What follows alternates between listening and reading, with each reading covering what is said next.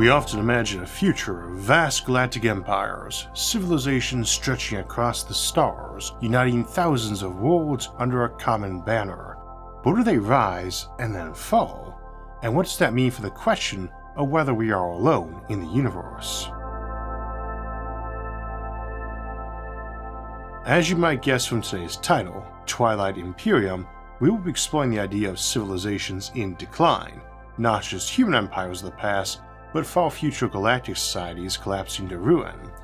The theme shows up everywhere in science fiction, in Asimov's Foundation, in Dune, in Warhammer 40,000, and in dozens of other franchises like Babylon 5, Stargate, Mass Effect, and the Culture series by Ian M. Banks, or the board game Twilight Imperium that's a personal favorite and inspired the episode's name. We'll be examining many of these in detail today, using them as case studies, not to critique their stories. They didn't make it on my list without being good ones, but to ask whether this idea of civilizational ebb actually makes sense as an explanation for the great silence of the cosmos, the so-called Fermi paradox. That is, could galactic empires be common, but all past their prime or dead? Before we explore those fictional worlds, we need to take a step back and look at our own. In this episode, we'll be testing one of science fiction's most enduring tropes, the decline of galactic empires, against the question of whether such decline could truly explain the Fermi paradox. Human civilization, as we typically define it, spans perhaps 5,000 or 6,000 years, though that definition necessarily tends to ignore everything that came before writing and urban centers. As we later learned, our species, Homo sapiens, is more like 300,000 years old, or close enough. And while that's already a grand stretch of time, it's barely a blink compared to the age of life on Earth, billions of years of evolution, with creatures shaping their environment long before we began building cities, or indeed before modern Homo sapiens existed. As science advanced, we realized our planet was not old, relatively speaking. Earth is about 4.5 billion years old, but the universe, nearly 14 billion. For a while, estimates ran even higher. Some scientists in the 20th century believed it might be 20 billion years old or more, which further stretched the credulity of us being the first on the scene, and indeed the rival theory of the day, a steady-state universe, would necessarily require infinite civilizations stretching back infinitely long in an infinitely large universe. And we see this dawning awareness of immensity most strongly in sci-fi written at that time, from ancient empires to H.P. Lovecraft cosmic horror like Cthulhu. Even just our own expanding knowledge of human history led to many fantasy writings like Conan the Barbarian, set in ancient and often antediluvian empires, fallen long before the most mythical times known from Homer or Herodotus. 14 or 20 billion years or all of eternity, as we began to grasp the true scale of the cosmos, with hundreds of billions of galaxies, each filled with hundreds of billions of stars, it became increasingly hard to believe Earth was the only planet to evolve life, or that humans were the first and only species to develop intelligence and technology. And yet, when we look out into space, we find nothing. No signals, no starfaring civilizations, no galactic superstructures, no alien megacities blinking into the void. This is the Fermi paradox. If the universe is so vast and so old, and life and intelligence are not uniquely improbable, where is everyone? If galactic empires do fade away, could their twilight explain the cosmic quiet, or does history, both ours and imagined, suggest otherwise? Imperial Embers. One of the most enduring answers to the paradox, at least in fiction, is they were here, and then they fell. The empires rose, they spread, they built wonders, but in time they collapsed, and now their ruins are all that remain, if anything remains at all. It is a compelling narrative. After all, we know what happens here on Earth. Every great human empire has eventually declined, whether through conquest, rebellion, decadence, economic collapse, or sheer inertia. The Roman Empire is one of the most famous examples, so much so that it's been used as the direct inspiration for countless fictional galactic empires. Most notably, of course, Isaac Asimov's Foundation series, which drew heavily from Gibbon's The History of the Decline and Fall of the Roman Empire. Now, I will admit to being a bit disappointed by the recent TV adaptation of Foundation. We'll talk about it more today as we look at fictional examples for potential realism, but credit where it's due, the show had some neat ideas, like the Cleon and Clone Dynasty, and some very good acting and visuals, but also butchered some of the classic characters, particularly the Mule, who seemed to act a lot more like Euron Greyjoy from the Game of Thrones than the character in the TV show did. And while I would love to go on a tangent about modern adaptations hijacking classic IPs and mutilating beloved stories, the point here is that the continuity of idea, be it a story or an empire, or the story of an empire, can be a bit debatable. When and where they end or begin in the first place, and whether its end is really an end at all. The Roman Empire is legendary for how long it lasted and how grand it was, and alongside World War II, it tends to dominate far too many historical conversations, and worse, often just a handful of major events, and often with a very reductionist analysis of them. Human history is so much broader than that, and the Roman story is messier than we often give it credit for. What were the actual boundaries of Rome, in both space and time? That's a murky question. Did it end with the Sacking of Rome, with the fall of the Western Empire, with the end of the Byzantine Empire 1,000 years later? Or is it still going in some cultural sense, in the institutions and architecture and philosophies that shape the modern world? In that light, the decline of Rome starts to look less like a collapse and more like a transformation, or a chain of transformations, some brutal and some brilliant, and some brilliantly brutal. The Republic becomes the Empire. Many from that Republic would likely have viewed the Empire as a corruption of what they built. The Empire later becomes Byzantium, and a host of barbarian kingdoms that were not particularly barbaric compared to the Empire, and often view themselves as its successors, not eradicators. And echoes of that system carry forward into the Holy Roman Empire, and even to modern states like the US or Russia, both of which have drawn on Roman iconography and political concepts while being entirely outside the borders of the classic empire. From that perspective, the fall of Rome is more like the adaptation of a book into a dozen different sequels and spin-offs. Not everyone agrees on whether they are part of the canon, but they're still there. And that's something to keep in mind when we talk about the fall of galactic civilizations in science fiction. These stories often present a universe where something immense has broken down, where golden ages have ended and barbarism or stagnation has returned. But in our own history, dark ages often are not that dark, and the aftermath is often far grander than what came before. Even when collapse seems total, it doesn't tend to stay that way. People migrate, they rebuild, they explore, they move to the frontier.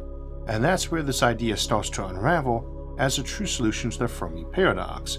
Because even if a galactic empire collapses, even if its core worlds fall into ruin, there are still other worlds, other stars, other frontiers. Collapse isn't the end of expansion, it's often what drives it. Here on Earth, people fleeing the fall of empires do not stop moving. They spread out, they push into new territories, they start again. Even if a lot of science and technology discovered by the empire gets forgotten, people remember and they keep on discovering until at some point their knowledge and capabilities surpass that of their predecessors. And while many historical empires collapse from internal decay, corruption, division, economic rot, it didn't stop others from rising in their place or from inheriting and repurposing their legacy. And, more importantly, none of these empires ever encompassed all of humanity. Their rise and fall happened in a larger world full of neighbors, rivals, and outsiders. The idea that a single empire could collapse and all of civilization vanish with it, that's never really happened here. And it's hard to imagine it happening in a galaxy that contains not just billions of planets, but billions of years of time, especially if you don't have faster-than-light travel. Though for a lot of the analysis today, we will be suspending that limitation, since it is ubiquitous in sci-fi, and of course, I could be wrong in assuming we will never achieve warp drives or hyperspace travel. By default, though, I tend to assume galactic empires do not exist, but not because galaxy-wide civilization does not. That's why, while we see this trope repeated again and again in fiction, the twilight of the Empire, the echo of something greater, we need to be cautious about treating it as a real answer to the Great Silence. But we'll also be asking how well these ideas hold up if you do have such space travel and the option for galaxy-wide empires to arise. So today, we're going to look at some of the most iconic examples of this theme in science fiction.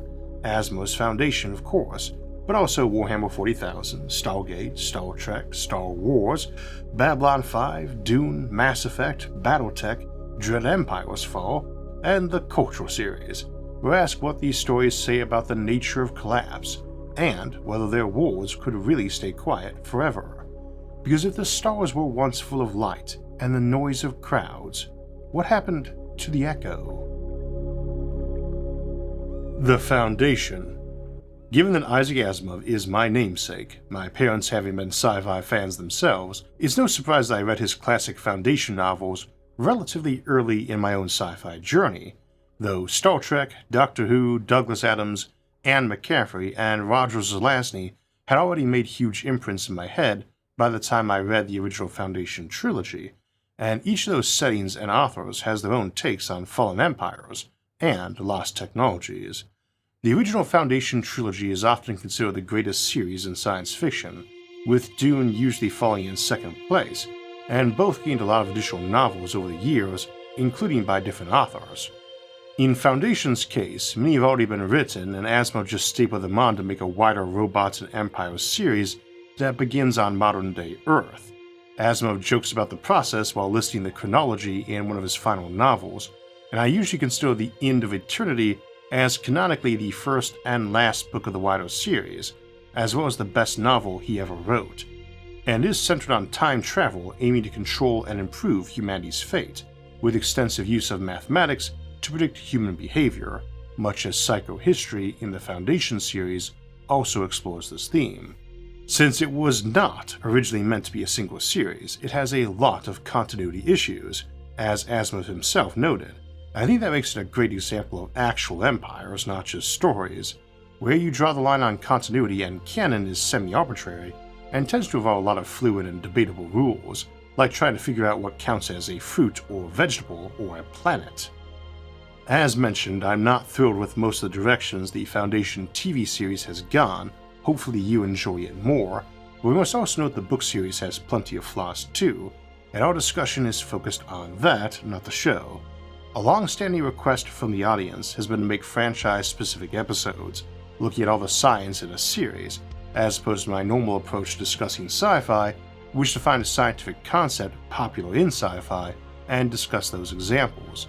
And Foundation has a bit of an exception to both, as I did do an entire episode devoted to psychohistory way back.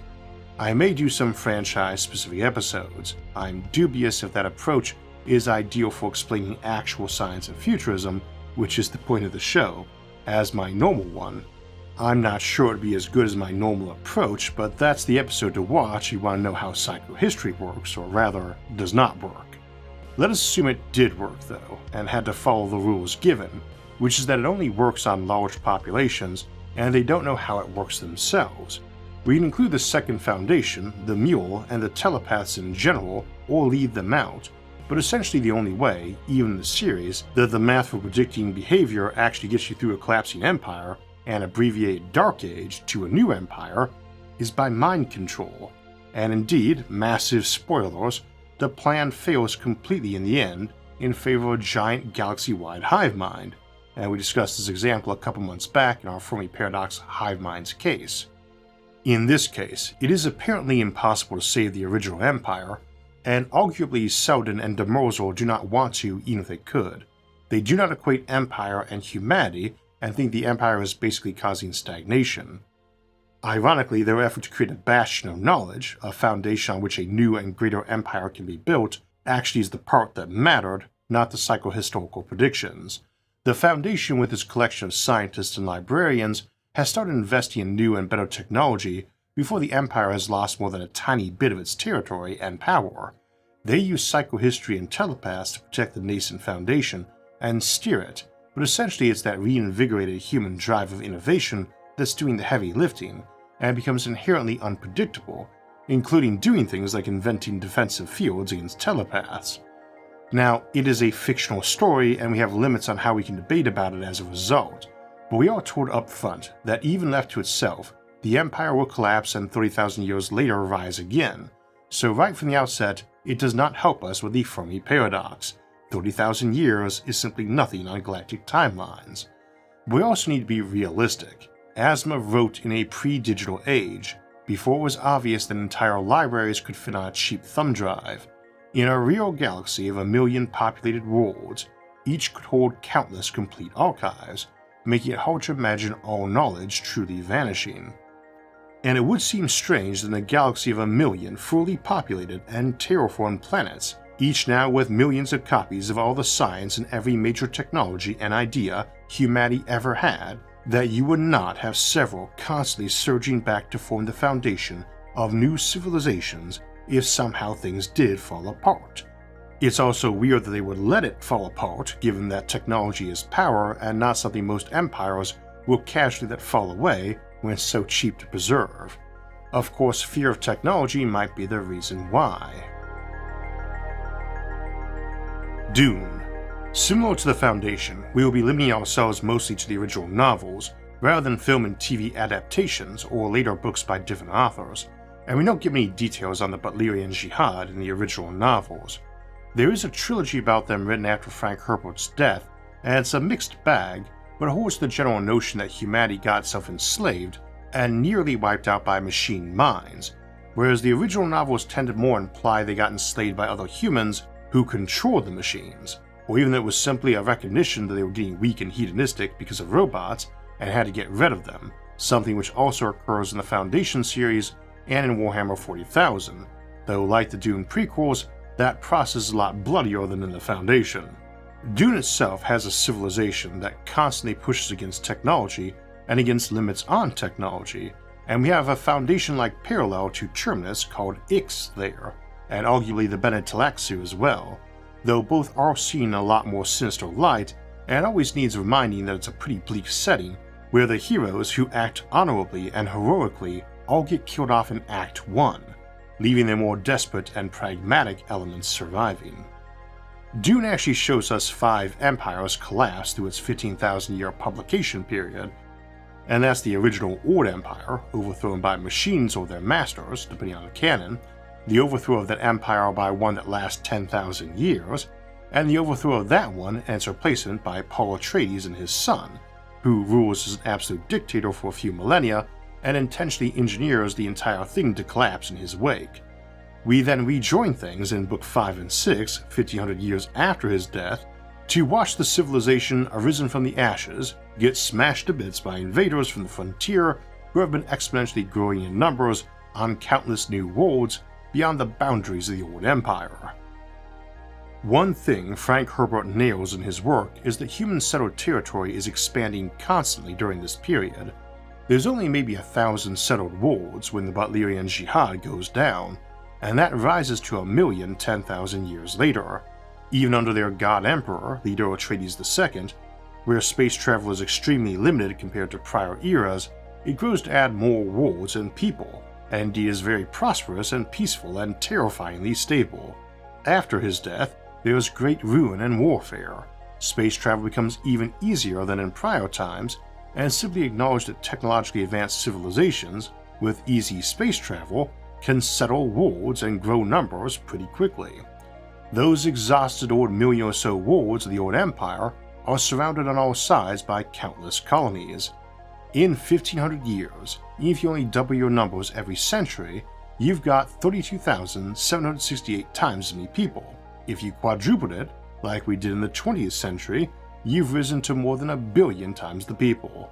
So in Book 5 we have waves of refugees fleeing back to the old empire who basically have such numbers and such wild technologies that they can still, as refugees, effectively invade.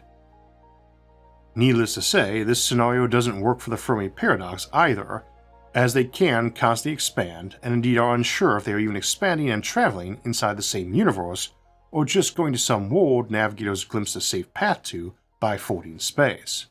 And while we see specific technologies abandoned or forbidden in Dune, we never see any get lost, possibly excluding a WMD that appears in Book 6, and that because the refugee empire who had them only had a limited stockpile and probably stole the technology from someone else they wiped out and could build more of given time.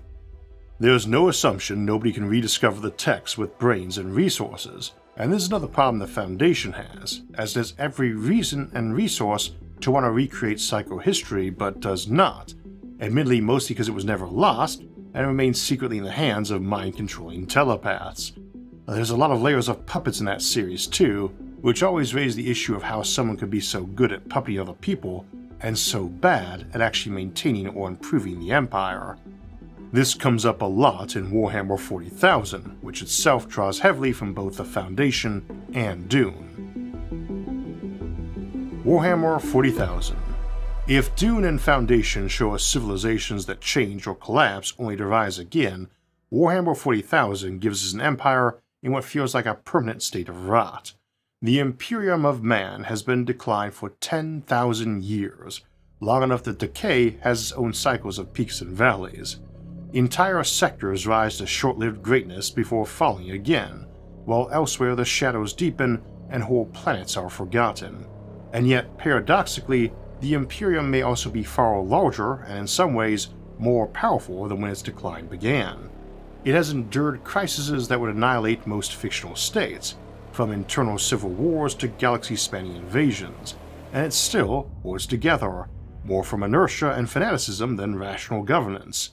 It's a state that survives not because it works, but because it refuses to die. It is also not alone. In the Warhammer 40k galaxy, the Imperium is just one of many ancient powers. The Necrons ruled the galaxy before most species had crawled from their primordial seas. The Eldari, known as the Eldar in Order lore, once had an empire so vast and decadent, it collapsed in an act of cosmic-scale self-destruction, birthing a literal dark god of chaos. Possibly excluding the Tyranids, the Orcs and other species all have their own waxing and waning histories. Warhammer 40k shows that even a galaxy full of ruin isn't empty. It's dangerous, contested, and in constant flux. Humanity's extinction here would almost certainly come at the hands of a rival faction or the demonic entities of the warp, not from a slow, silent fading into irrelevance. If that faction wins, chaos, which is strongly implied to be the inevitable outcome, then the whole universe ends, or maybe just the galaxy. It's left vague. But either way, no new civilization will arise to replace a waning empire with a new one, only to fall in their own turn and be replaced. Babylon 5. Babylon 5, or B5, takes a different tack. Here we meet civilizations so old that even ancient feels inadequate. The Vorlons, Shadows, and other so-called First Ones are on the order of 1 billion years old or more. At the start of the series, only the mysterious Vorlons are openly known, with the next oldest major power being the Minbari at perhaps 10,000 years, followed by younger empires like the Centauri, who are already in decay. As the story unfolds, we discover a repeating cycle. The Shadows and Vorlons periodically clash over ideology, chaos and conflict as a forge for strength versus order and discipline as a guide for growth. Every few millennia, this argument escalates into a galaxy-spanning war, with the younger civilizations caught in the crossfire and moved around like pawns. Many are destroyed outright, others survive by becoming willing servants to one side or the other.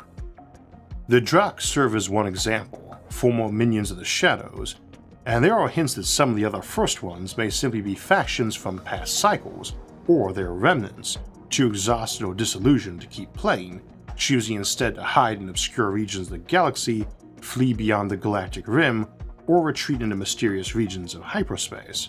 The Babylon 5 universe shows that even billion-year-old civilizations can persist, sometimes by retreat, sometimes by transforming into something new, but the galaxy never truly empties, it just changes hands and philosophies over time. This isn't a great Fermi paradox solution as a result, since it requires you to either assume humanity lucked out and got ignored until recently, or left aside as a game piece not yet in play, or some recent catastrophe occurred to reset things. We've gotten to contemplate some classic sci-fi stories today and what they might tell us about our real-world future, but a lot of times old B movies and cult classics help us see that future too, even just by the absurdity of the concepts presented. It's probably no surprise I was a big Mystery Science Theater 3000 fan as a kid, and if you didn't know, there's a show called Rift Tracks from the creators of MST3K, and they've been releasing some awesome new episodes for Halloween over on Nebula, like Giant Spider Invasion and Creature from the Haunted Sea. That's just some of the awesome content from other creators over on Nebula, our streaming service, where I release a new exclusive episode at the beginning of each month, like the Fermi Paradox, Civilization Extinction Cycles. I've been doing that every month for some years now, along with releasing some episodes as extended editions and other bonus content, for over 50 extras, plus every regular episode of SFIA comes out there a few days early and ad-free. No sponsor reads like this one either.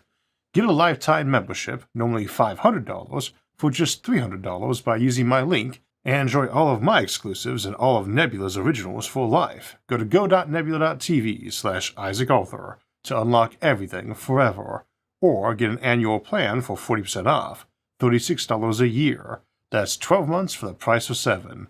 Scan the QR code or click the link below to start watching now. Mass Effect. The Mass Effect series, which is often compared to Babylon 5, offers a sharper, more mechanical vision of cyclical collapse. Every 50,000 years or so, the Reapers, immense synthetic organic starships built in the distant past, arrive from dark space to harvest advanced civilizations, wiping the galactic stage clean. Their reasoning is almost ritualistic. They believe this periodic culling prevents chaos by stopping AI rebellions and destructive wars before they can tear the galaxy apart. In between harvests, the Reapers leave behind mass relay technology to guide the development of new species, ensuring they grow along predictable and technological lines. It's a clever narrative device, but it suffers as a Fermi Paradox answer. Even in Mass Effect, there are survivors, species outside the galactic hub, worlds the Reapers miss, groups in hiding. As we looked at in our Fermi Paradox Extinction episode, it is really hard to wipe out every last piece of an interstellar civilization without just taking over and occupying all the real estate yourself. Given millions or billions of years, these survivors should eventually refill the galaxy with intelligent life. This brings us to a broader issue shared by many fictional collapse scenarios. In a lot of Fermi Paradox explanations in fiction, a single major catastrophe wipes out the galaxy, such as in Larry Niven's known space and Ringworld setting, where humanity is one of several species to evolve after a galaxy-wide psychic explosion. Other stories frame it as a cataclysm or war that puts a system in place for periodic culling, as with Babylon 5, Mass Effect, and Alastair Reynolds' Revelation Space series. Justification tends to be a bit thin, as they are basically just trying to give a sufficient handwave to allow the story to pass suspension of disbelief by the audience, and they are all great stories, but they are not great Fermi Paradox solutions. The Cultural Series. Ian M. Banks' cultural novels imagine a galaxy-spanning post-scarcity society of humans, aliens, and AI minds, the culture itself, at technological levels that make Star Trek look primitive. The culture isn't ancient by cosmic standards, it's thousands of years old, not millions or billions. Here, the great civilizations don't fall to war or disaster so much as they sublime, ascending to a higher plane of existence for reasons that range from curiosity to boredom. Banks presents sublimation as an almost inevitable fate for advanced societies, those that don't self-destruct anyway, but not an instant or universal one. In the Cultural's galaxy, plenty of species don't want to leave, or leave only partially, with dissenters and outliers continuing to run functional civilizations for ages afterward, but not taking over the whole galaxy.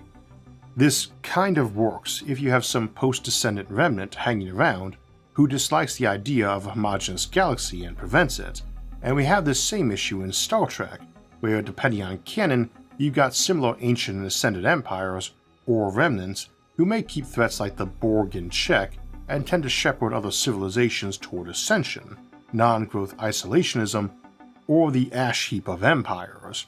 Peter Hamilton's Commonwealth saga plays with similar ideas, noting that sublime civilizations should leave behind remnants, descendants, allies, or simply hoardouts, that maintain continuity.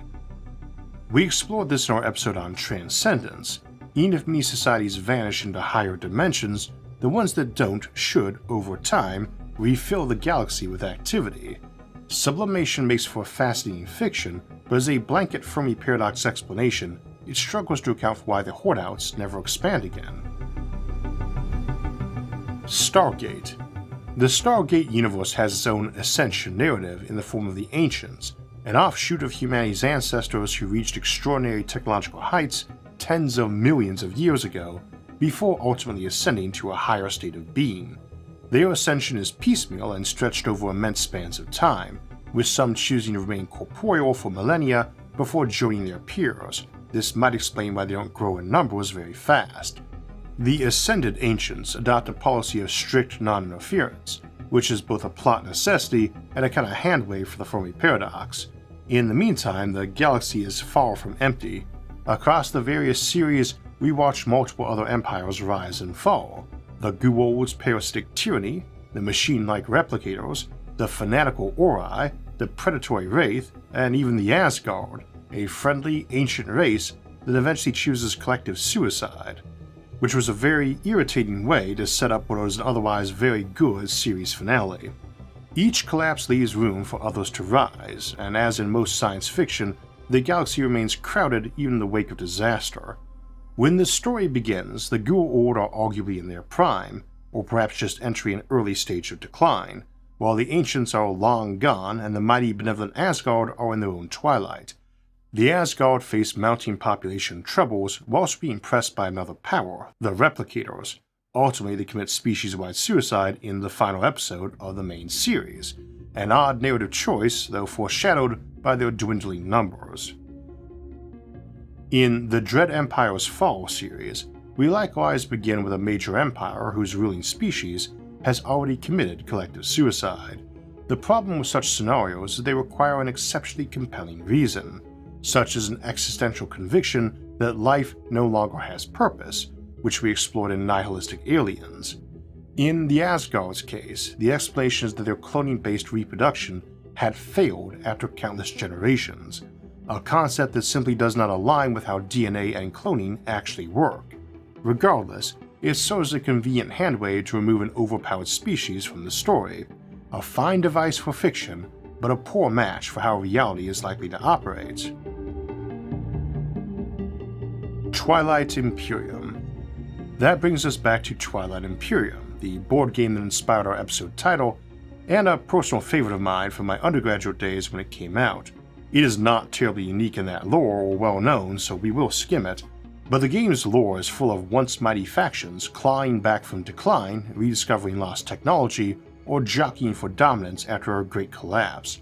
History teaches us that the sun may set on an empire, but the night rarely lasts forever. It's a setting that mirrors much the fiction we've explored today. The idea that empires ebb and flow, sometimes for thousands or millions of years, without ever truly vanishing from the galactic stage. And that's the sticking point when we try to apply these stories to the Fermi paradox. Collapse, decay, even deliberate withdrawal, none of these necessarily lead to permanent silence. History, both real and fictional, suggests that where one empire falls, others rise, and they rise very quickly on galactic timelines. The ruins don't stay empty forever. The ships return to the stars. The frontier calls. If there was ever a golden age of galactic civilizations in our own universe, and if it truly ended, the odds are good we'd still see the Embers. Worlds rekindled, empires reborn, signals drifting in from the dark. Just the Roman Empire's influence outlived the Empire itself, any true galactic civilization's echoes would likely persist long after political unity faded. That we see none of this is why civilizational ebb is, for all its drama and narrative appeal, an unsatisfying solution to the Great Silence. The stars may someday be quiet, but in fiction, and perhaps in reality, they rarely stay that way for long.